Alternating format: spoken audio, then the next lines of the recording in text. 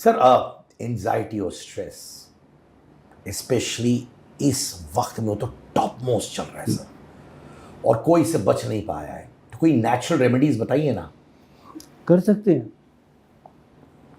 मैं वो बताऊंगा जो आप घर पे कर सकते हो। एक तो ब्राह्मी बूटी है, एक शंख पुष्पी है, एक जटामानसी है, और एक इसके अंदर आती है वो क्या नाम लेते हैं, वचा। वचा एक जड़ी बूटी है जी, जिसको हम सर्च करें गूगल पे जाके तो बताता है कि ये मेमोरी रिकॉर्डर का काम करती है। बच्चों में जैसे ADHD के केस हैं, ऑटिज्म के केस हैं, ब्रेन से रिलेटेड कितनी प्रॉब्लम है, जिसको ये स्ट्रेस लेवल बढ़ जाता है, तो ये 4 जड़ी बूटियाँ।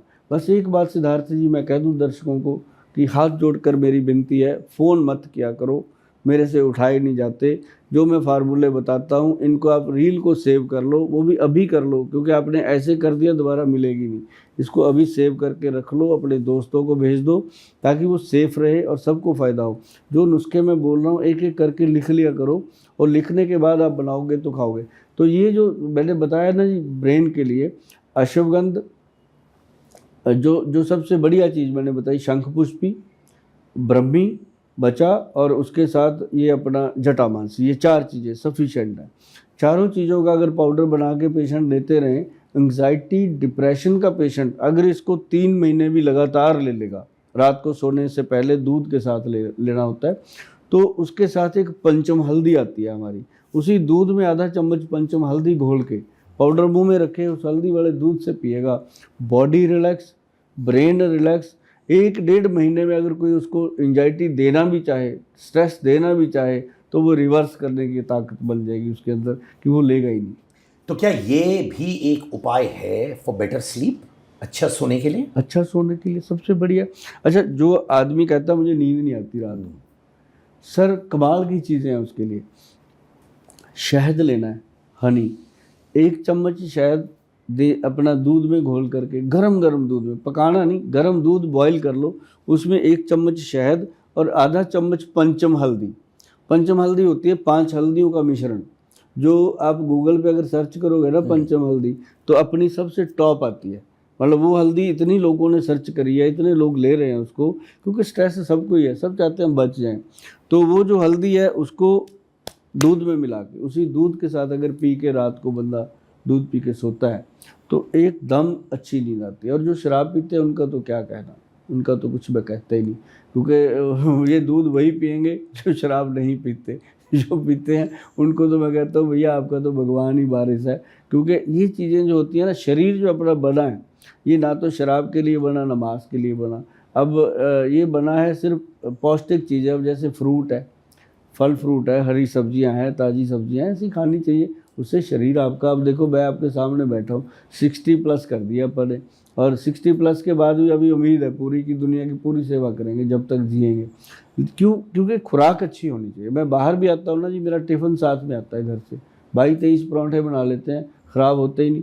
और वो जब भी 2-3 दिन बाहर होते हैं वही खाना, बाहर का जब खा लेते हैं तो ख़राब होना ही होना है। मैं ये नहीं कहता सभी लोगों को भाइयों कि आप बाहर जाते हो बाहर का मत खाओ, होटल नहीं बंद करने अपने, खाओ, लेकिन पौष्टिक आहार हमेशा खाना चाहिए।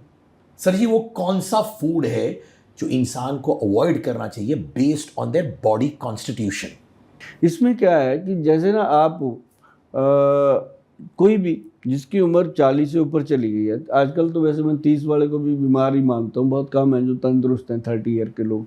मैं कहता हूँ जब आपको कोई भी बीमारी नहीं है, अगर कोई है तब भी आपको चाहिए कि जैसे उड़द की दाल है, काली दाल है, या राजमा है, आलू है, चावल है, अरबी है, भिंडी है, इस तरह की चीज़ों को थोड़ा थोड़ा अवॉइड करना चाहिए। जैसे हरी सब्जियाँ हैं और बिना छिलके की दालें हैं, ये चीज़ों को ज़्यादा खाएं। दही का सेवन ज़्यादा करें, पनीर का सेवन ज़्यादा करें, और दूध का सेवन खुल के करें। बहुत सारे लोग कहते हैं दूध नहीं पीना चाहिए, मैं क्यों नहीं पीना चाहिए, कहते हैं ये दूध पीने से ये होता है वो होता है। मैं हमें तो हुआ नहीं, कितने सालों से पी रहे हैं। दूध में थोड़ी सी हल्दी मिला लो, उसका अगर कोई बैड इफेक्ट है ख़त्म हो जाएगा।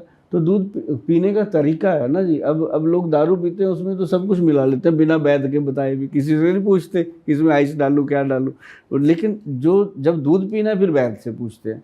ये मेरे को समझ नहीं आई कि शराब की दुकान पे लाइन लगती है, दूध वाले को घर घर जाके देना पड़ता है। क्या बात है ना, है ना? देखा थे तो वैसे ही है ना।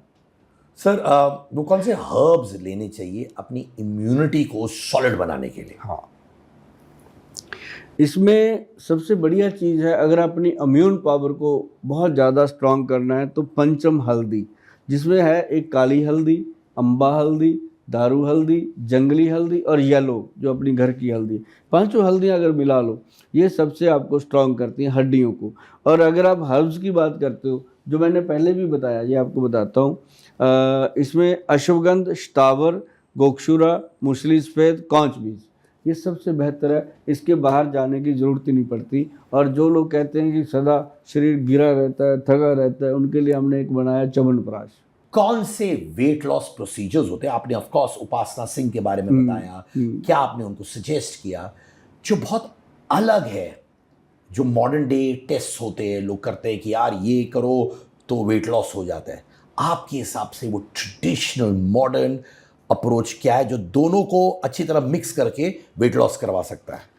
वेट लॉस के लिए सबसे बेहतर तो है, जैसे सुबह ना जी नाश्ता बंद कर दो, सिर्फ लंच करो दबा के, लंच के अंदर पौष्टिक आहार लो, रात को पौष्टिक आहार लो, रात को खिचड़ी दलिया खाओ, ज़्यादा हैवी चपातियाँ ना खाओ। अब जो लोग कहते हैं मैंने तो ये रोटी छोड़ दी, वजन कम हो जाएगा, लेकिन जैसे ही फिर दोबारा खाना शुरू करोगे फिर बढ़ जाएगा, वो चीज़ ना करो। हाँ, इसके साथ ऐसा लॉक जरूर करके चलो, जैसे कि मैंने अभी बताया था, उसका फार्मूला बताया है मोटापे को कम करने का, हरड़, अपना काली मिर्च, सौंठ, मग पीपल और बहेड़ा और साथ में बाइबडिंग। और ये फार्मूला ना जी आपके थायराइड ग्लैंड को स्ट्रांग करता है। जो चीज़ थायराइड ग्लैंड पे काम करेगी वही आपकी बॉडी के विकास को उसी तरीके से करेगी। अब खली पहलवान है, उसका थायराइड ग्लैंड के साथ ही लिंक है, मेरे थायराइड ग्लैंड के साथ लिंक है। तो आपका जैसा थायराइड ग्लैंड होगा वैसा बॉडी का विकास होगा, उसी तरीके से फैट आएगी, फैट जाएगी। और जितने लोग कहते हैं मैं ग्रीन टी, मैं फलाना टी, ये सब मॉडर्न बातें हैं, लिया करो, मैं कब मना करता हूँ, लेकिन ग्रीन टी का मतलब नहीं समझ आया कि ग्रीन टी है क्या। भाई सब लीव्स होते हैं ग्रीन, जो असली ग्रीन टी होती है, लीव्स लो, ऐसे पानी में डाल दो, थोड़ी देर में प्रॉपर वो वैसे बन जाते हैं जैसे पौधे पे लगे होते हैं, वो पानी पियो ना, मानते हैं कि ग्रीन टी है। अब जो आप ग्रीन टी पी रहे हो, मेरे को तो समझ नहीं आई भैया क्या है उसके अंदर, भगवान जाने। लेकिन एक चलन हो गया है ग्रीन टी, ये टी, वो टी। मैं सबसे बेहतर कहता हूँ कि ब्लैक टी पियो, ब्लैक कॉफ़ी रात को 1 कप ले लो शाम को, और 1 दिन में ब्लैक टी ले लो, बॉडी बिल्कुल एनर्जेटिक रहती है। और जिनका फैट बहुत ज़्यादा है, उनके लिए हमारे वैद्य जी ने एक प्रोडक्ट बनाया है, कभी गूगल पे जाके लेना, वो www.vaidwan.com पे मिलता है। उसका नाम हमने रखा है गुलू गुलू गुलू गुलू। तो वो गुलू गुलू कैप्सूल, गुलू गुलू टैबलेट और गुलू गुलू पाउडर, भाई साहब बंदे को गुलू गुलू तुलू तुलू जैसा भी होता है बिल्कुल सेट कर देता है। नाम कहाँ से लिया आपने? नाम भी ऐसे ही आ गया जी, जैसे ना हम रोमांस करते वक्त आप गुलू गुलू बोलते हैं क्या? हाँ, हम बैठे थे, अब ये नाम पता कैसे आया, मैंने रखा गुलू गुलू। तो हम उस दौर से चल रहे हैं जिस दौर में फिल्म आई थी कुर्बानी। कुर्बानी में अमजद खान कहते थे गुलू गुलू गुलू गुलू, तो वो फेमस वर्ड था। हमने देखा कि ये फेमस वर्ड है और ये मोटापे के प्रोडक्ट के साथ ऐड होता है तो कर दो, क्योंकि दुनिया के साथ हमने खेल कूद के जाना है जी। पब्लिक को मैं कहता हूँ सबसे बढ़िया ट्रीटमेंट है आई लव यू। अपनी माँ को बोलो, अपने पिताजी को बोलो, अपने बच्चों को बोलो, अपनी बीवी को बोलो। ऐसी जगह मत बोलो जहाँ छित्तर पड़े, वहाँ बोलो जहाँ से वापस प्रेम मिले। पता चला यही उठा के आई लव यू सबको बोल दिया है। वापस हो गया। और बोलेंगे सुभाष जी की वजह से हम तकलीफ में पहुंचे, उन्होंने एडवाइस किया नहीं भाई सही जगह बोलना चाहिए ना सर। सही जगह, बिल्कुल सही। सो सर इतनी सारी चीजें आपने हमें बताई, पर क्या आयुर्वेद और एलोपैथी साइमल्टेनियसली की जा सकती है? करते हैं लोग, क्योंकि जैसे हमारे पास पेशेंट आते हैं, अब 20 साल पुराना कोई एलोपैथी खा रहा है, कोई किसी, हम कहते हैं भैया इसको अभी नहीं छोड़ना एकदम। हम हमेशा कहते हैं पेशेंट को कि एलोपैथी जो है वो सिम्टोमेटिक काम करती है, उसको एकदम मत छोड़ना। जैसे ही अपनी दवाई ने आपकी बॉडी को ग्रिप कर लिया, उसके बाद आप अपना एलोपैथी की दवाई को डॉक्टर की सलाह से कम करते जाना, और 6 महीने में दवाइयाँ छूट जाती हैं जी, उनकी भी हमारे वाली भी, और पेशेंट आ जाता है 70% रिकवरी पे। अभी आपको मैं बताऊं कि हमारे पास ना जी आज की डेट में मैक्सिमम पेशेंट जो है घुटनों का है, जिनको ऑपरेशन के लिए बोला जाता है, फैटी लीवर का है, जिसका लीवर बिल्कुल ऐसे कह देते हैं डॉक्टर कि अब तू जा, तेरा कुछ नहीं बनने वाला, तो वो आते हैं मेरे पास। रीज़न क्या है कि उनको फिर कुछ दिखता भी नहीं है, वो कहते हैं यार सर्च करो, गोयल साहब बैठे हैं उनके पास चलते हैं, क्योंकि एडवाइस हो जाती है कि एक बार मिल लो यार,